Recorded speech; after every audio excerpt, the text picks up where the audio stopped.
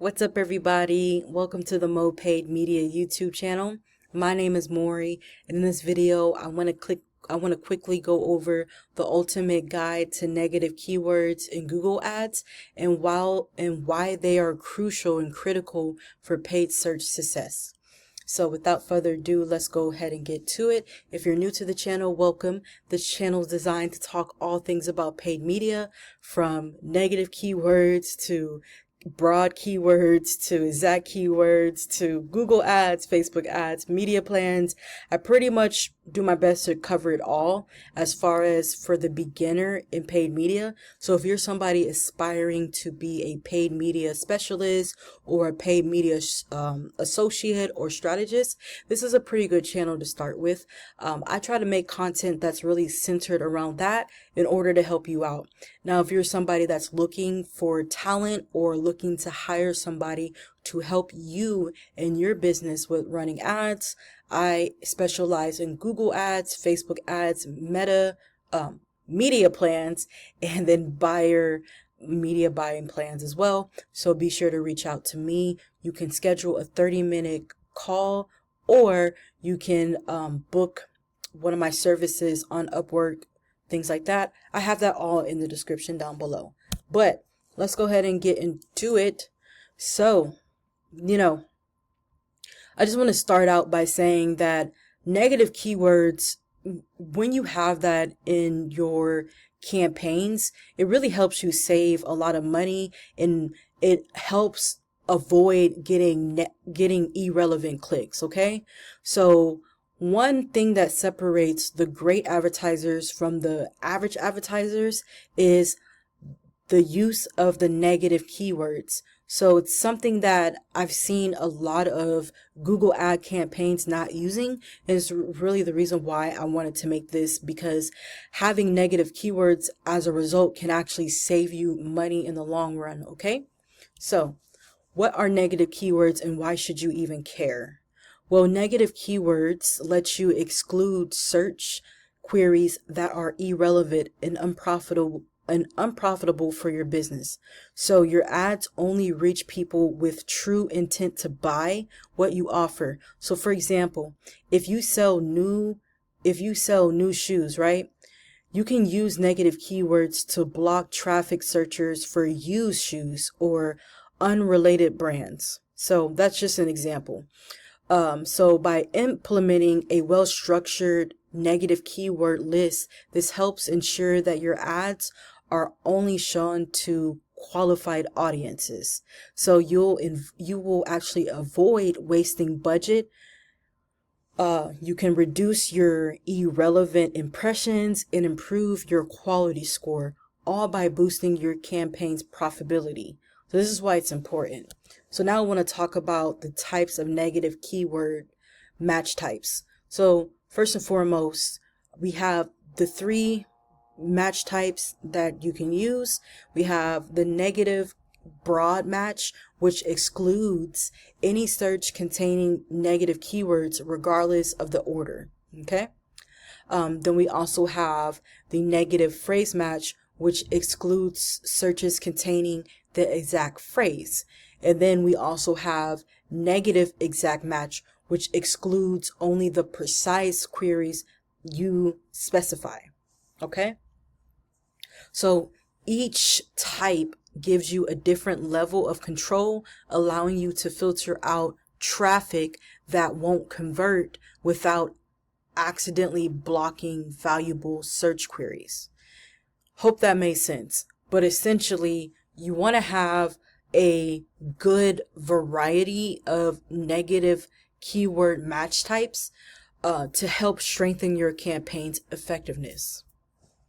So, what's the power of negative keyword list?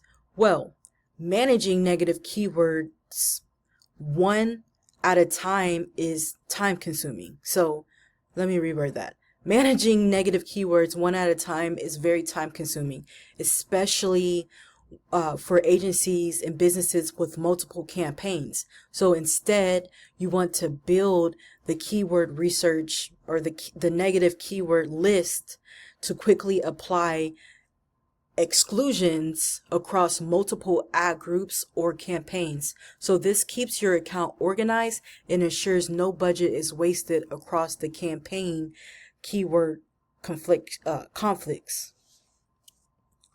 So how do you actually find and add negative keywords? Well, the best way is to discover negative keywords by analyzing your search term reports in Google Ads. So you can actually go, when you look at your campaign, you can click onto, the keywords, and then you should be able to see negative keywords right there. And that's where you'll be able to add all your negative keywords. Okay, so you want to look for queries with low click-through rates, low conversion rates, and for high cost per acquisition. So you want to use Google's filter and reporting features to identify patterns and add irrelevant terms to your negative keywords in just a few clicks. It's actually pretty easy to do, but don't forget to review and update your negative keyword list regularly. A lot of people tend to set it and forget it. They only do it one time and forget about it, but it needs to be something that you look at least twice a month. Okay, so your industry and product and search behavior is always evolving. Next, I want to just quickly talk about the advanced negative keyword tactics. So if you're managing a larger scale accounts or campaigns with higher traffic, leverage filters and data levels to effectively identify wasteful queries. So you want to use layered filters for click-through rate, conversion rate, and cost per acquisition to pinpoint keywords that consistently are underperforming. Okay, so you want to proactively be blocking these, of course, by adding them to your negative keyword list, which as a result will supercharge your campaign's effectiveness and help you stay competitive. So I do have a little picture right here. Let me look at my time. But I have a picture right here of the different types of negative keyword match types for broad, phrase, and exact. And as you can see, as we're running ads, of course, you do want to always review your performance history and see which keywords are underperforming. Sometimes those can actually be added to your negative keyword list, okay? But as you can see here, we have negative keyword running shoes, and the little X in the red circle lets us know that we won't show ads that are keywords for showing running, we won't be showing ads for shoes running shoes, or blue shoes, okay? Instead, we will only show blue tennis shoes and then running shoes, or running shoe. So that's a little bit of an example. But last question I want to ask or answer is why negative keywords matter for every pay-per-click campaign. Well, negative keywords aren't just nice to have. They're actually essential for maintaining relevance, reducing wasted spend, and improving every aspect of your paid search performance. So with a robust, meaning a well-diversed, a good amount of negative keyword strategy, your ads will be shown to more qualified leads.